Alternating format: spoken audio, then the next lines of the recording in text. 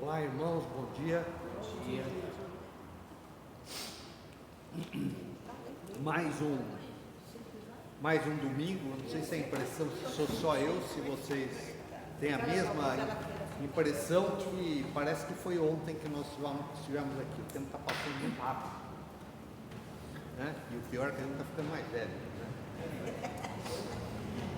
Mas de qualquer forma, nós estamos vendo o livro de Esther, e na semana passada nós fizemos uma overview sobre o que é que está se passando nessa época, né? Então, só passar, nós vimos o Império Medo-Persa, o mapa, como é que estava esse império, quais as províncias lá que faziam parte, chamavam parte.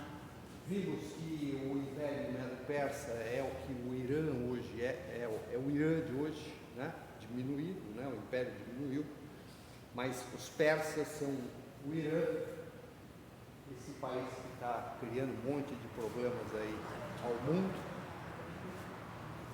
Depois nós vimos os imperadores dessa época.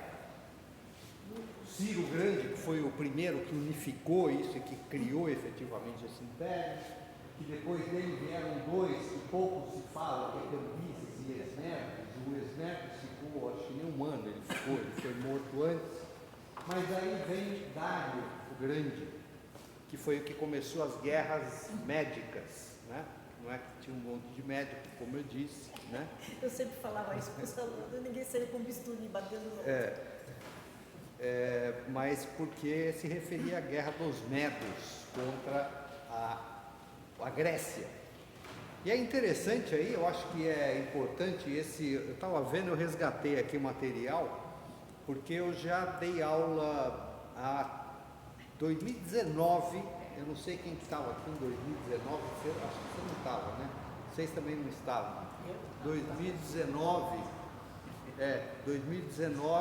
quando era a época da pandemia, nós fizemos escola dominical online. E nós estávamos trabalhando, só que o tema mas nós começamos, em 2019 não tinha escola dominical ainda, né?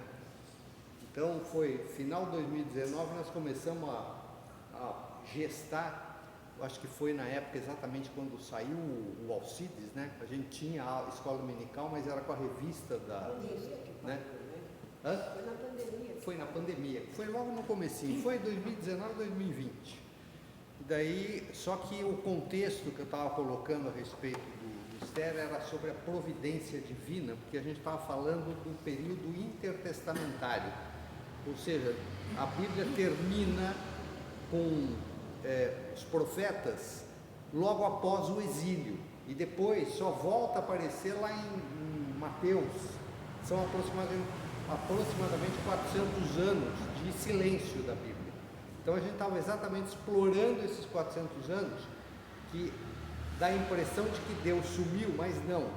Deus estava cumprindo coisas que ele já tinha prometido antes, como em Daniel, né? E o livro de Esther dá o contexto de uma providência de Deus. Deus está providenciando salvação para o seu povo.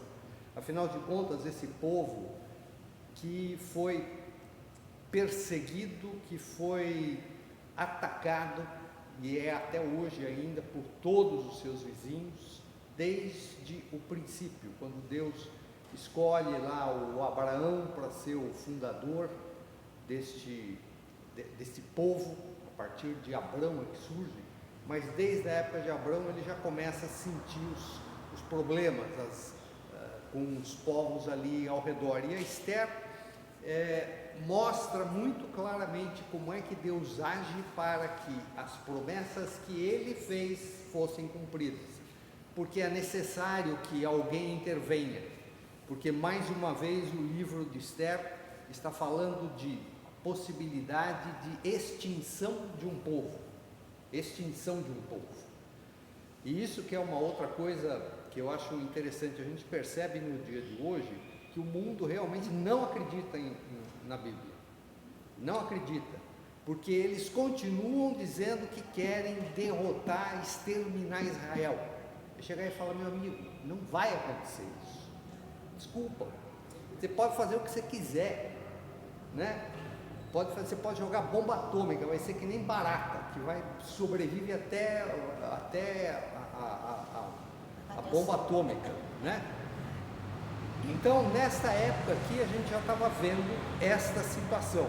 Então, nós vimos os imperadores, o Xerxes, que é o tal do Assuero, Artaxerxes, que é o filho dele, que fala de Neemias, o livro de Neemias que a Cíntia falou. Daí nós vimos a questão do nome do Assuero, da onde que veio, por que Assuero, um chama de Xerxes, outro chama de Assuero, então fica um monte de nome diferente. Nome bonito, né? Nome bonito. Melhor do que Assurbanipal. Daí falando um pouquinho da Guerra Médica, só para contextualizar a questão do Dário, que o Dário começou essas guerras, só que ele perde em maratona, ele perde a guerra, volta para casa, depois ele morre 2 anos para frente, que daí sai a tal da lenda da maratona, do cara que saiu correndo lá para contar, ou que tinha vencido a guerra, e daí ele morre em seguida. Viu uma ilustração do cara correndo, imagina, 42 quilômetros. E daí nós entramos aqui no banquete de Assuero. Então, para isso, agora eu quero a gente ler o capítulo 1 de Esther. Nós vamos ler esses primeiros versículos aqui, de 1 até o 9, e vamos explorar um pouco essa história aqui. Esther 1, de 1 a 9. E diz assim: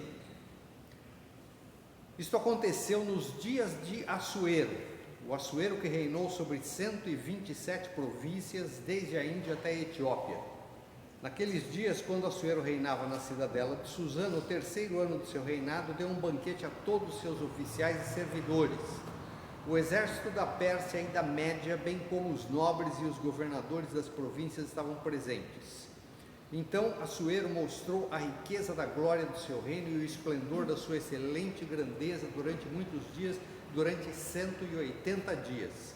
Passados esses dias, o rei deu um banquete a todo o povo que estava na cidadela de Susã, tanto para maiores como para os menores, durante 7 dias, no pátio do jardim do Palácio Real. Havia cortinas de algodão brancas e azuis, amarradas com cordões de linho, de púrpura e argolas de prata, e a colunas de alabastro. A armação dos leitos era de ouro e prata, sobre um piso de pórfiro, de mármore, de alabastro e de pedras preciosas. A bebida era servida em taças de ouro de vários tipos, e havia muito vinho real, graças à generosidade do rei. Bebiam sem restrições, como estava prescrito, pois o rei havia ordenado a todos os oficiais da sua casa que fizessem segundo a vontade de cada um. Também a rainha Vasti deu um banquete às mulheres do palácio do rei Assuero. Até aqui por enquanto. Como nós vimos na semana passada, o que na realidade estava acontecendo? O Assuero, ele quer continuar a guerra que o pai dele tinha começado e que não tinha conseguido terminar favoravelmente. O pai dele começou uma guerra que não conseguiu terminar, perdeu, volta para casa e poucos anos depois ele morre. O Assuero, quando se torna rei, ele quer continuar a conquista da Grécia. Aqui é uma primeira coisa interessante. O exército, nesta época, o exército persa não daria nem para comparar com o tamanho do exército grego. A Grécia não era a potência que era, a Pérsia. Mas Deus tem um plano, e que a gente vê isso mais à frente, que a gente vai perceber. Por isso que muitas vezes eu mesmo me digo, quando eu vejo tudo que está acontecendo no mundo, que eu falo: Senhor, por que está acontecendo desse jeito? A gente não consegue entender porque a gente não tem a perspectiva histórica, mas fazia todo sentido o que ia acontecer aqui. Era fundamental que o Império Grego se tornasse forte, porque foi o Império Grego, a Grécia, a língua grega se tornou a língua franca no mundo, é o inglês da nossa época. E o cristianismo vai para a Grécia, e o Novo Testamento é todo escrito em grego, quase todo mundo falava o grego. Se os persas entram agora nesta guerra contra a Grécia e vencem, e tivesse conseguido influenciar o Ocidente da forma como a Grécia influenciou o pensamento, a arquitetura, a arte, tudo, a nossa cabeça, a nossa forma de pensar é grega, né? Essa separação de vida física e vida espiritual, que é muito comum do grego, né? Aquilo que eu falei lá de oração silenciosa para o judeu é um absurdo. Eles não fazem oração silenciosa, até pode fazer, mas não é o costume, não é, a cultura deles é diferente. Mas o mundo que nós vivemos hoje, caso a Pérsia tivesse vencido, talvez não fosse do jeito que é, talvez não, muito provavelmente não fosse. Tudo bem que a Pérsia se torna, até porque nessa época não existia ainda o islamismo, a Pérsia vai se tornar islâmica depois. O Islã vem lá no século VII depois de Cristo. Mas já pensou se de repente nós hoje aqui no Ocidente fôssemos islâmicos também? Já estamos. Estamos perto, mas já está bem. está perto. Mas imagina só, a influência nossa do Ocidente é uma influência greco-romana, com uma cultura hebraica, judaico-cristã, é a nossa cultura do nosso mundo. Deus providencia que a Grécia ela não vai se tornar subsidiária, porque a Grécia vai ter um papel importante na história depois para a difusão do cristianismo, que foi através da língua grega. Todo mundo falava grego, né? Era o inglês, como eu disse, da época. Então aqui o que nós vemos? O Assuero quer continuar aquela guerra do pai dele e ele precisa de aliados. É isso que nós estamos falando, e eu já disse isso na semana passada. Assim como nós tivemos a reunião da OTAN, há dias atrás, que o Trump fez uma reunião lá para convencer os caras a investir mais em segurança, o Assuero, para continuar aquela guerra, ele tem que chamar todos os reis das províncias que ele domina e fala: gente, eu quero atacar lá, nós precisamos atacar, eles são os nossos inimigos, vocês precisam investir, vocês precisam se envolver nisso daqui. O que cada um vai fazer? Por que 180 dias? Não é que tudo bem que eles gostavam de festa e gostavam de beber, mas a questão não é essa. Se a gente vê o tamanho do território, ele chamou um rei que é lá da Índia para participar de uma reunião em Suzã. Você sabe-se lá quantos dias de viagem daria isso a pé, de cavalo, de camelo, de jegue, sei lá eu do que o cara ia, né? Elefante da Índia. Então, ele começa uma reunião desta, mas ele tem que esperar as pessoas chegarem. Então os que estão mais próximos chegam antes, e outros vão demorar 4, 5 meses para chegar na reunião. Se ele fizer uma reunião de 2 horas, o outro lá nem recebeu a nota ainda de que vai ter a reunião já acabou, né? Por isso, 6 meses. Não é que olha como eles eram devassos, dias, 6 meses. Não, é que precisava estar todo mundo lá para eles discutirem e fecharem os acordos. O que está acontecendo nesse banquete é exatamente esta reunião. São os dias que precederam a organização de como nós vamos atacar. E no final eles falam aqui de um banquete de 7 dias, que daí toda a cidade participou. Eles tinham um hábito de, depois que fecharam todos os planos, comemorar a vitória. Isso era normal entre esses povos. Eles já estavam contando com o ovo que a galinha ainda não tinha colocado. Eles disseram: bom, fechamos o plano, é isso daí, então agora vamos comemorar a vitória. 7 dias de festa. Este meio tempo tem a Vasti. E a Vasti, é interessante na história dela, é que Deus usa, não é que Deus faça, mas Deus sabe o que é que está acontecendo. Ele sabe o que vai acontecer e ele usa a Vasti. A Vasti tinha lá o seu jeito peculiar de ser naquela época, e o marido dela já tinha bebido todas e estava mostrando a riqueza dele para aquele povo, tentando convencê-los da importância de lutar ao lado dele. Então ele quer mostrar a esposa, chama a esposa, provavelmente dizem alguns historiadores que na realidade o que ele queria era que ela se apresentasse nua, só com a coroa, para que eles vissem a beleza da mulher. Ele era um cara inseguro, a gente percebe claramente isso no texto, ele está o tempo todo pedindo conselho, a gente não vê em nenhum momento ele tomar uma decisão por ele mesmo, ele sempre pergunta, ou para o conselheiro, ou para alguém próximo, ele não toma decisão sozinho, mas ele quer mostrar, e ela se nega, ela fala, não, eu não vou. Deus sabia que isso ia acontecer e ele tinha um plano para Esther que ia ser importante naquele momento. Deus vai usar esse problema do Xerxes com a Vasti para introduzir uma pessoa que vai ser fundamental nessa história. Então, ela se negando a ir, aparece a primeira insegurança do rei. Na continuação, que ele fala lá que no 7º dia, quando o coração já estava alegre por causa do vinho, ele ordena aos eunucos lá que trouxessem à sua presença a Vasti com a coroa real. É interessante, é isso, né, que ele fala, com a coroa real. E é por isso que muitos estudiosos acham que na realidade o que ele queria é que ela se apresentasse nua, né, só com a coroa.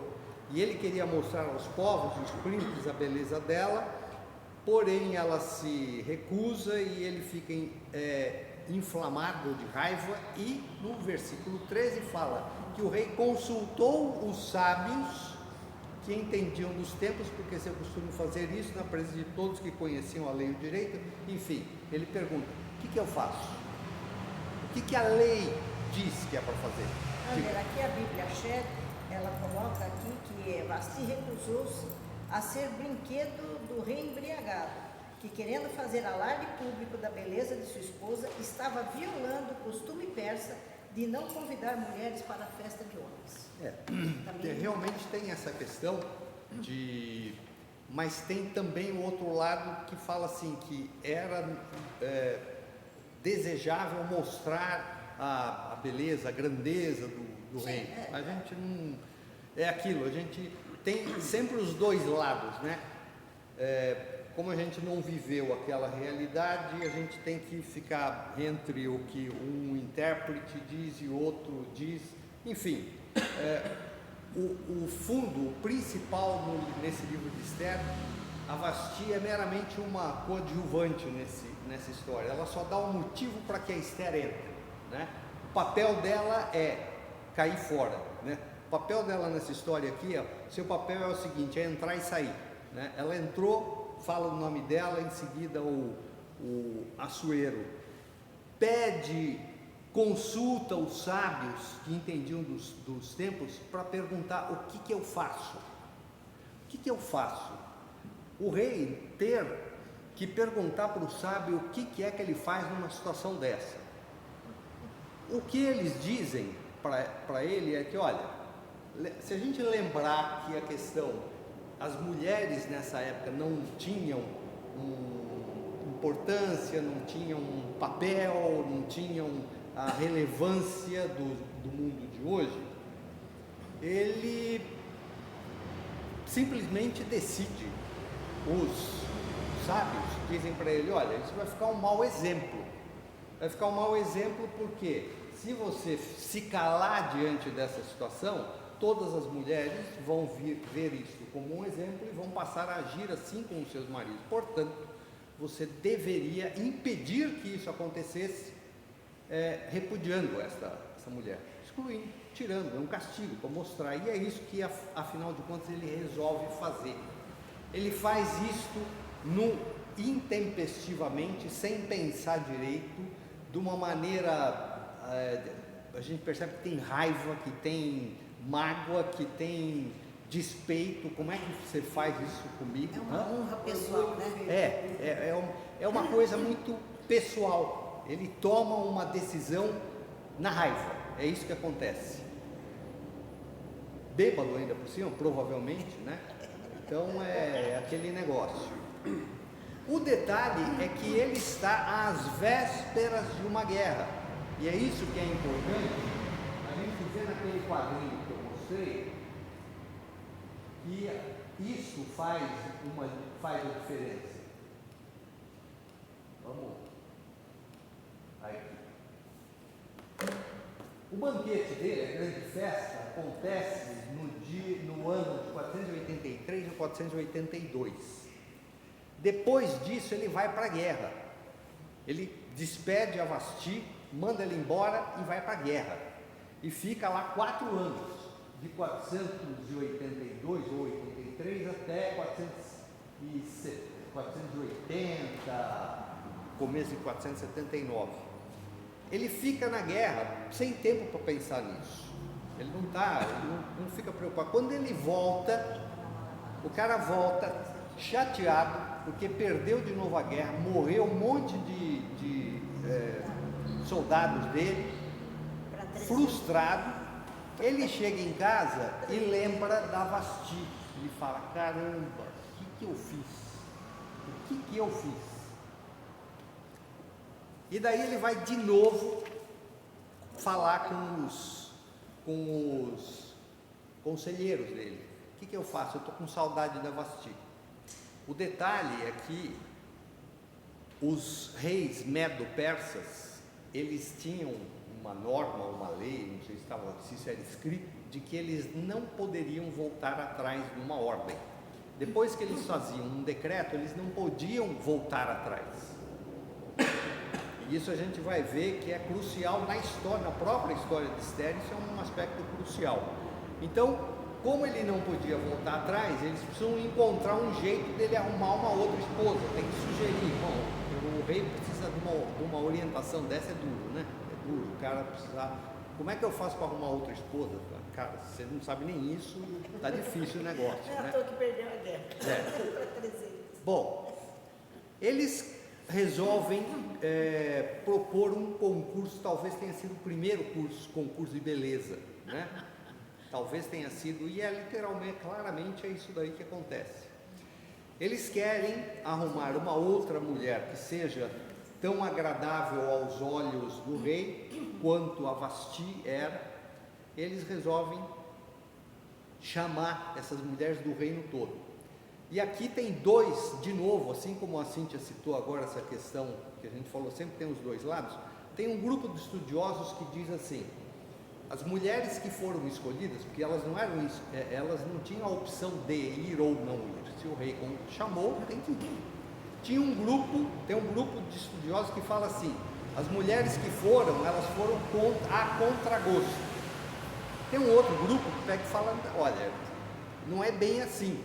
Porque imagina, naquele mundo, naquela época, naquela situação, onde você tinha pobreza, tinha fome, você tinha um monte de coisa, você ser escolhida para fazer parte do harém do rei, porque na realidade era isso.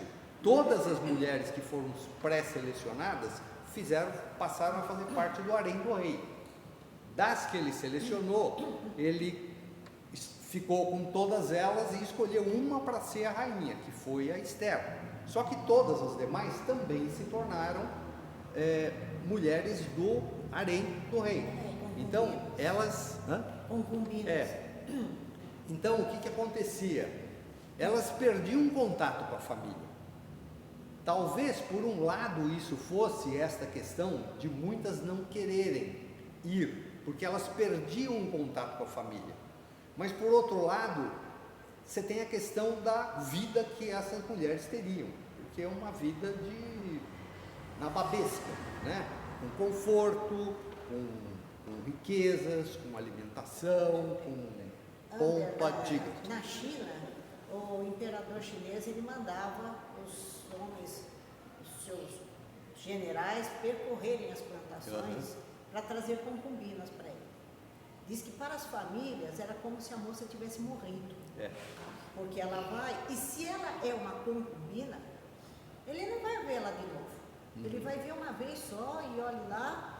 E muitas das concubinas não eram bem tratadas, porque a rainha, a que era a chefona, maltratava as moças também. Então, nem sempre a vida era tão fácil para elas lá dentro. Dependendo do grau da concubinagem, você está mais abaixo, porque tem as favoritas da rainha também, que servem a rainha, que também são concubinas. São as panelinhas. E o mundo das mulheres é um mundo terrível, se for olhar nesse aspecto. Então, não era tão fácil assim. Mas é o que eu estou dizendo. São sempre, em tudo na vida, sempre tem os dois e quem lados. faz esses estudos né? são homens, também tem que ver isso. Isso é um preconceito teu. Né? Não, é histórico. É histórico. Você pode pesquisar. Mas então a questão é a seguinte: você sempre tem as duas visões. Você sempre tem um lado e você tem o outro. Existem alguns grupos que, segundo os estudiosos, de que algumas até queriam, achavam que era uma chance de sair de uma vida. Imagina, a Esther, ao que tudo indica, não é que ela fosse uma mendiga paupérrima, mas era uma pessoa de uma vida difícil, né? Uma vida pro normal daquela época, de ter que trabalhar duro. Ela era órfã. Diz o texto de que o tio dela, o Mardoqueu ou Mordecai, né? São dois, tem bíblias que citam como Mardoqueu, outros que falam de Mordecai, de que ele fosse originário de Jerusalém, que ele teria ido junto com o povo para o exílio. Se aqui terminou o exílio, nós já estamos aí há uns 5, 6 anos depois de Ciro, esse cara já tinha quase 80 anos, ou mais talvez, porque se ele foi junto se ele foi retirado de Israel, ele devia ser criança, pequena, e agora, depois de 70 anos que o povo ficou na Babilônia, já estamos no Império Medo-Persa, que é quando aparece o nome dele. Quando que ele adotou a Hadassah, que é o nome da Esther, o nome original, a Esther, nós não sabemos exatamente quando foi. Ela fica órfã e ele adota esta menina. E aqui eu me pergunto, a Bíblia não cita isso. Por que que ele pede para Esther para que ela concorra, para que ela entre? Porque podia ser, e também existem estudiosos que falam isso, de que algumas famílias escondiam as filhas delas para que elas não fossem levadas para o harém. Talvez por convicção religiosa, por não gostar do governo, enfim, existem essas possibilidades. Por que que ele pede para que a Esther participe? Isso é uma coisa, e eu sou levado a crer que isso é uma intervenção divina, é que Deus coloca no coração, porque Deus tinha um plano. E o mais interessante, muitos dos judeus já teriam voltado para Jerusalém, já na época que o Ciro tinha permitido que isso acontecesse, né?